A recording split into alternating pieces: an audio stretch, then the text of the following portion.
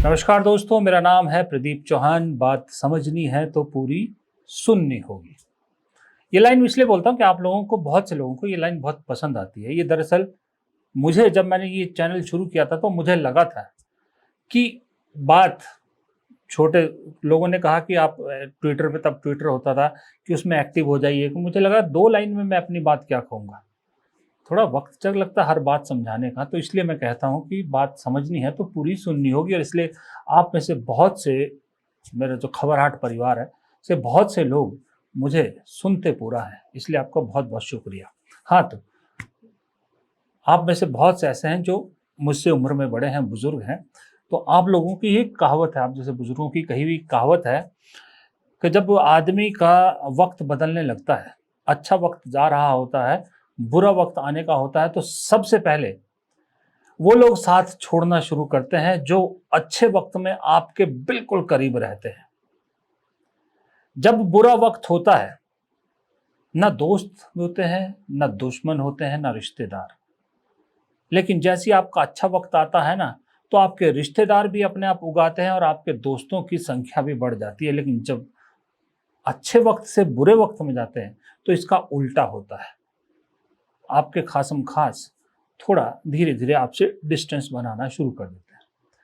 मैं ये बात इसलिए कह रहा हूं कि जिस दिन से 2025 चढ़ा है, या उसको और छोटा कर लीजिए, जिस दिन से मोहन भागवत ने 75 साल वाला उदाहरण दिया कि रिटायर हो जाना चाहिए, उस दिन से एक खबर कंटिन्यूअस सुर्खियों में है कि क्या मोदी जी अभी सितंबर में 75 साल के हो जाएंगे, क्या छोड़ देंगे, प्रधानमंत्री की कुर्सी छोड़ देंगे? और अगर नहीं छोड़ते हैं तो क्या 2029 में भी बीजेपी मोदी जी के सहारे चुनाव मैदान में उतरेगी? ये 2 सवाल बड़े अहम लोगों के जहन में है।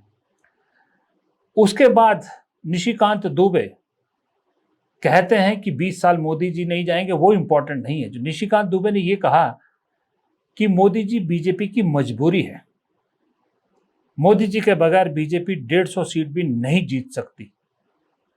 11 साल शासन में रहने के बाद एक सांसद ये बात कह रहा है, तो इसका मतलब ये है कि उधर से निशिकांत दुबे को भेजा गया।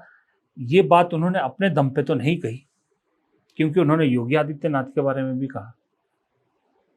तो यानी चीजों को कहलवाया गया कि अभी मोदी जी नहीं जा रहे। लेकिन पिछले कुछ दिनों में इशारे अगर आप देखें, घटनाएं अगर आप देखें, तो लग रहा है कि जो मोदी जी के खास लोग हैं वही इशारे दे रहे हैं कि वक्त तो बदल रहा है, मोदी जी का विदाई का वक्त नजदीक आ रहा है। अब वो कब होता है, वो 75 साल पे होता है या 29 में होता है, ये तय नहीं है, लेकिन विदाई का काउंटडाउन शुरू हो चुका है।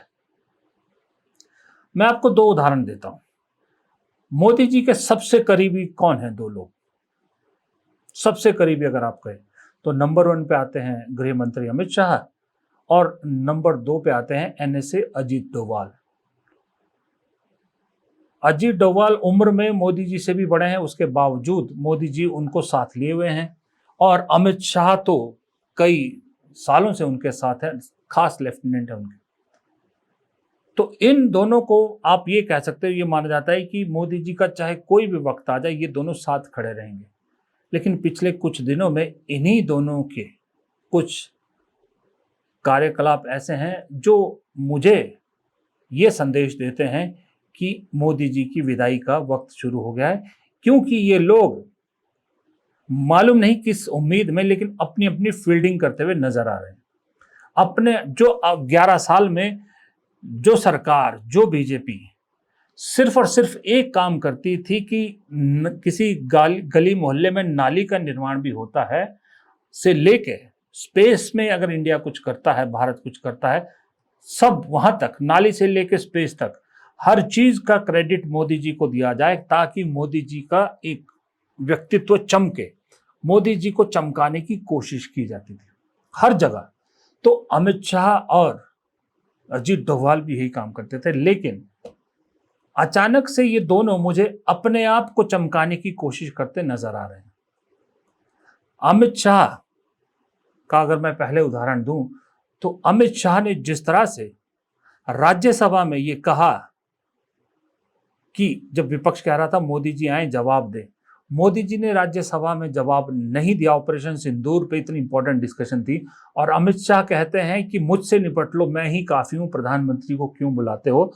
तो वो एक इनडायरेक्ट इशारा ये भी था कि मोदी जी के बाद तो मैं ही हूं। वो जिसको संदेश पहुंचाना था वो पहुंचा चुके और जिसको समझ में आना था उसको समझ में भी आ गया कि इसका मतलब यही है कि अब Modi ji pick and choose करेंगे, अमित शाह आपको ज्यादा दिखाई देंगे क्योंकि अमित शाह कहते हैं मैं ही काफी हूं। राजनीतिक विरासत के रूप में अमित शाह उनका उत्तराधिकारी अपने आप को एक तरह से घोषित कर चुके हैं उस दिन राज्यसभा में। चाहे योगी हो, चाहे फडणवीस हो, चाहे गडकरी हो, कोई फर्क नहीं पड़ रहा उन्हें। उन्होंने तो ऐलान कर दिया है कि मैं उत्तराधिकारी हूं, इसलिए मुझसे निपटना विपक्ष के लिए इंपॉर्टेंट है। छोड़िए बाकी चेहरों पर, बाकी चेहरों को क्या लगा, क्या देखना है। ये राजनीतिक उत्तराधिकारी का अमित शाह का दावा वैसे भी मजबूत है क्योंकि उम्र भी उनके साथ है और मोदी जी के सबसे पसंदीदा भी हैं। लेकिन दूसरी तरफ अजीत डोभाल एनएसए, कहा जाता है कि चाहे वो उड़ी हो, चाहे वो सर्जिकल स्ट्राइक हो, चाहे वो ऑपरेशन सिंदूर हो, अजीत डोभाल का बड़ा इंपॉर्टेंट रोल रहा है। वैसे भी अजीत डोभाल जब से एनएसए बने हैं उनके बारे में तरह तरह की कहानियां सुनाई जाती हैं। अब कितनी सच्ची है कितनी झूठी है वो अलग विषय है, लेकिन उनके जो स्पाई के तौर पे जो उन्होंने काम किया है उसको लेके बड़ा महिमा मंडन किया जाता है। अब अमित शाह अपने आप को पार्लियामेंट में और पॉलिटिकल फ्रंट पर चमका रहे हैं, तो अजीत डोभाल को ये मालूम है कि वो उम्र 80 के आसपास है, वो पॉलिटिकल उनके उत्तराधिकारी तो मोदी के नहीं हो सकते। बेटे भी दोनों, उनके बेटे भी शायद नागरिक, विदेशी नागरिक है, भारत के नागरिक नहीं है कि उनके लिए कोई पॉलिटिकल जमीन बनाई जाए, वो भी नहीं है। तो अजीत डोभाल को ये मालूम है कि अब वक्त कम है, तो क्यों ना जो कहानियां जुबानी सुनी जाती थी मेरे बारे में, जो सिर्फ कुछ अखबारों में, मैगजीनों में या इंटरव्यूज में है, क्यों ना उसे बड़े पर्दे पर उतार के इतिहास में डाल दिया जाए। तो इसलिए अब तक मोदी जी को चमकाने के लिए या जो प्रोपेगेंडा हिंदुइज्म को चमकाने के लिए जो फिल्में बनती थी, उन फिल्मों में अचानक से मोदी जी, अमित शाह या योगी या हिंदुत्व को छोड़कर अजीत डोभाल को चमकाने की कवायद शुरू हो गई है। मैं आपको दो इंपॉर्टेंट चीज बताता हूं। एक सीरीज आ रही है, शायद हॉटस्टार चैनल पे आ रही है, हाँ हॉटस्टार पे आ गई, देखिए, सलाहकार के नाम से। इस टाइटल के नीचे देखिए, the legend of an extra ordinary Indian spy. ये लाइन ही बता देती है कि ये पूरी सीरीज अजीत डोभाल के जीवन पर बेस्ड है। अब उन्होंने स्पाई के तौर पे क्या क्या किया, इसमें क्या क्या दिखाया जाएगा, उसको कोई चैलेंज करने वाला है, उसका कोई सबूत तो देने वाला है नहीं। लेकिन अजीत डोभाल को चमकाने के लिए पूरी सीरीज बनाई गई। उसके अलावा एक बहुत बड़े बजट की फिल्म आ रही है, धुरंधर, जिसमें रणवीर सिंह हीरो है। इस फिल्म में भी एक सेंट्रल कैरेक्टर जो प्ले किया जा रहा है माधवन द्वारा, आर माधवन द्वारा, वो कैरेक्टर बेस्ड है अजीत डोभाल पर। क्योंकि इतने बड़े ही एक एक्टर को इसमें लिया गया है, तो इसका मतलब ये फिल्म का इंपॉर्टेंट कैरेक्टर है। और ये कहा जाता है कि उड़ी के आसपास या कुछ इस तरह की कहानी, मुझे नहीं मालूम क्या कहानी है, जो भी है, लेकिन ये अजीत डोभाल के आसपास, सेंट्रल कैरेक्टर अजीत डोभाल है, उसके आसपास स्पाई वर्ल्ड का ही एक कहानी दिख रही है कि रणवीर सिंह इसमें शायद एक जासूस का ही रोल प्ले कर रहे हैं। और ये फिल्म बहुत बड़े बजट की, इसमें बहुत सारे बड़े बड़े स्टार हैं। और इस फिल्म के, जाहिर सी बात है, अगर अजीत डोभाल को चमकाने के लिए फिल्म बनी है तो कोई ऐसा ही प्रोड्यूसर डायरेक्टर होगा जिसने पहले भी ये काम किया होगा कि जो सरकारी तंत्र को खुश करने वाली फिल्में बनाए, तो उनका नाम है आदित्य धर। अगर उससे नहीं पहचानते तो मैं बताता हूँ आपको, एक हीरोइन है यामी गौतम, उनके पति हैं वो। इससे पहले उन्होंने फिल्में बनाई थी, उरी, सर्जिकल स्ट्राइक, वो फिल्म भी उन्हीं ने बनाई थी, धर साहब ने। और उसके बाद एक आर्टिकल 370 फिल्म आई थी जो कश्मीर बेस्ड थी, वो भी उन्होंने ही बनाई थी।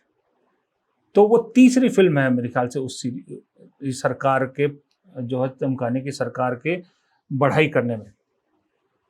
अब तक तो हमने देश में ऐसी फिल्में देखा करते थे जो सरकार पे सवाल उठाती थी, सिस्टम को में जो गंदगी है उसको दिखाती थी, करप्शन को दिखाती थी, बेरोजगारी को दिखाती थी। लेकिन अब दौर बदल गया है, अब सिर्फ सरकार के खिलाफ फिल्में नहीं, कोई फिल्म नहीं बनती, बस सरकार की गुणगान में बनती है। तो उसी में तो ये दो एग्जाम्पल मैं आपको अभी दे रहा हूं, दोनों बड़े बड़े। अजीत डोभाल के पर्सनालिटी को, अजीत डोभाल के जीवन को चमकाने के लिए ये आ रही। और टाइमिंग भी देखिए, सबसे बड़ा सवाल टाइमिंग का है कि मोदी जी 75 के हो रहे हैं, बात उनके रिटायरमेंट की चली है, ठीक उसी टाइम अजीत डोभाल को चमकाने वाले ये दो, एक फिल्म और एक सीरीज आ रही है। अमित शाह सदन में कहते हैं मैं ही काफी हूं। ये दोनों अपने आप में बहुत बड़ा इशारा है कि मोदी जी की विदाई का काउंटडाउन उनके खास लोगों ने भी शुरू कर दिया है। इसकी वजह एक ये भी हो सकती है कि आजकल राहुल गांधी खास करके जिस तरह से प्रधानमंत्री को डायरेक्ट चैलेंज कर रहे हैं, वो जो सदन में चैलेंज किया था ना कि ट्रंप को झूठा बोल करके दिखा और प्रधानमंत्री साइड से निकल लिए, वो एक चीज दिखा रहा है कि प्रधानमंत्री का अब जो एक पॉपुलैरिटी थी वो नीचे आ रही है और राहुल गांधी की बढ़ रही है। एंटी इनकम्बेंसी 3 टर्म की चाहे कोई सरकार हो, होती ही होती है। और इस एंटी इनकम्बेंसी से निपटने का बीजेपी ने ही भारत की राजनीति में एक रास्ता दिखाया है कि चेहरा बदल दो। गुजरात में तो पूरी कैबिनेट ही बदल दी थी। तो जब राज्यों में चेहरा बदलने का फॉर्मूला बीजेपी लागू कर सकती है, तो केंद्र में क्यों नहीं करेगी? अमित शाह कहते हैं 20 साल कम से कम बीजेपी नहीं जाएगी उसी सदन में। राजनाथ सिंह कहते हैं कि आज हम हैं सत्ता में, कल आप होंगे, जरूरी नहीं है कि हमेशा हम ही सत्ता में रहें। राजनाथ सिंह वो बात कहते हैं। उसके बाद अमित शाह इस बात पे जोर देते हैं कि नहीं, कम से कम 20-25 साल तो अभी और हम ही रहेंगे। तो कहीं अमित शाह को ये लगा कि राजनाथ सिंह तो मेरा पत्ता ही काट रहे हैं, मेरी पारी शुरू होने से पहले ही फुल स्टॉप लगा रहे हैं, इसलिए जरूरी है बोलना कि एक तो मैं ही हूं, अब मुझसे ही निपटना है, और 20-25 साल अगले मैं ही रहूंगा। अगर इस तरह की अथॉरिटी से जो है वो अमित शाह अपनी बात कहना चाहते हैं, तो इसका मतलब तो यही है कि मोदी जी का टाटा बाय बाय, या मोदी जी की विदाई, या मोदी जी का वक्त प्रधानमंत्री के तौर पर पूरा हो रहा है। हमारी दुआ है कि पर्सनल उसमें उम्र के तौर पर प्रधानमंत्री 100 साल से भी ज़्यादा जिए। फिलहाल इस वीडियो में इतना ही। पसंद आया तो वीडियो को लाइक कीजिएगा, शेयर कीजिएगा, कमेंट बॉक्स में राय देना मत भूलिएगा, और चैनल को सब्सक्राइब नहीं किया तो प्लीज़ चैनल को सब्सक्राइब ज़रूर कर लीजिएगा। नमस्कार।